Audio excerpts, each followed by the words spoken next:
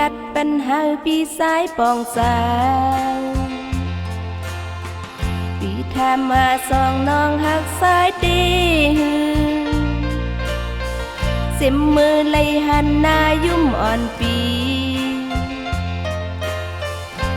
กินตีนอนก็วนถึงสายมังปอกไข่หันไข่ห้องแสนหายอยากพืชนาอยู่เลยก็คุกสลายสูกินสั่งหือวานน้องนอนอำลายไข่หันหน้าซ้ายหันซ้ายกอมนอนมาปีซ้ายตั้งหักนางเตะตัดอ่านหักซ้ายปีก่อนเองตีกันใจลืมซ้ายก็อำลายเฮ้ยแค่น้ำก็เย้าน้องหือทองยุ่มเล่ตั้งหักนางออกน้องเลยมีซ้ายก็เลี้ยวก็ตีหูถึงตีหักปีนายน้องวนเดียวตีสูงแขนยิบมือซ้อมสายปา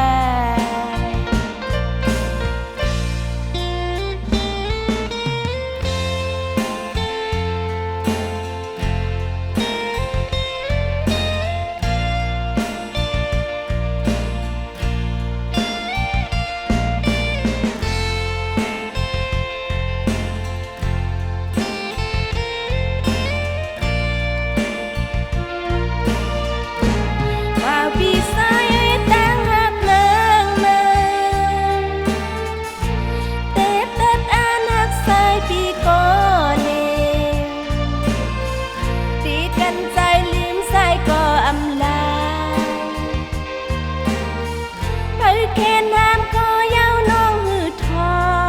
งยุ่มเล่ตั้งหักมาออกน้องเลยมีซ้ายก็เลี้ยวก็ตีหูถึงตีหักปีนายน้องวนเดียวตีสูงแขนยิบมือซ้อมสายปา